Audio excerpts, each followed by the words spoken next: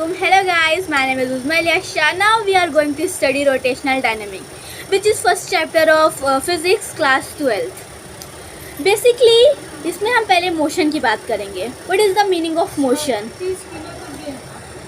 Motion एक particularly एक basically एक चीज़ होती है जिसकी पोजीशन शिफ्ट होती है. फॉर एग्जांपल एक पेंसिल है.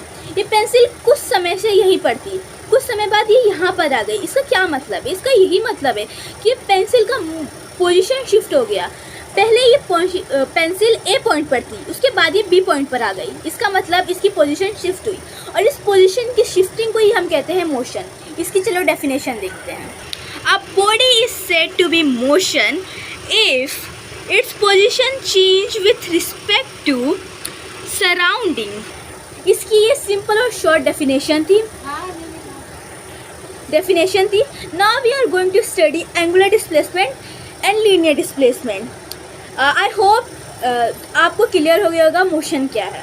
एंगुलर डिस्प्लेसमेंट और लीनियर डिस्प्लेसमेंट में बहुत ज़्यादा कन्फ्यूज़न रहता है. पहली बात, एंगुलर डिस्प्लेसमेंट यूज़ कहाँ होता है? इसका सबसे बड़ा यूज़ सर्कल में होता है. हमारे पास अगर कोई भी सर्कुलर चीज़ है तो उसको हम लोग लीनियर थिंग से डिस्क्राइब नहीं कर सकते, just because it has their own angles. So basically उसमें एंगल्स का यूज़ होता है. लीनियर का मतलब होता है एक लाइन में जो भी चीज़ हो रहा है वो लीनियरली हो रहा है. लेकिन एंगुलर का मतलब होता है कि वो एंगल में हो रहा है. तो बेसिकली जब इसमें एंगल का यूज़ हो रहा है, एंगुलर का यूज़ हो रहा है, तो इसमें एंगल होगा. और एंगल की बात हो रही है, डिस्प्लेसमेंट की बात हो रही है, तो सर्कल के बारे में बात हो रही है. अब सर्कल है तो ऑब्वियसली इसमें डिस्प्लेसमेंट भी होगा, वेलोसिटी भी होगा, एक्सेलरेशन भी होगा. एंगुलर वेलोसिटी को हम लोग डिनोट करते हैं थीटा से और लीनियर वेलोसिटी को हम लोग ऐसे डिनोट करते हैं. एंगुलर वेलोसिटी की हम लोग डेफिनेशन पढ़ लेते हैं जो कि यूज़फुल है.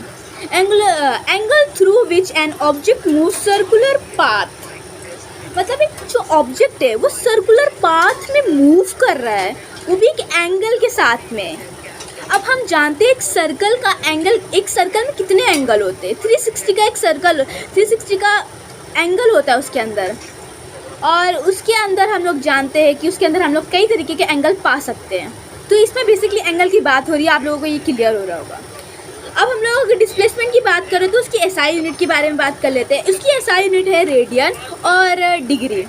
उसको हम लोग यूजुअली मेजर करते हैं रेडियन और डिग्री में. ये मैंने एक छोटा सा एग्जांपल दिया हुआ है. यहाँ एक सर्कल है, इस सर्कल में एक आर होगा. आर मतलब उसका रेडियस, एस मतलब उसका आर्क, उसका सरफेस जो है.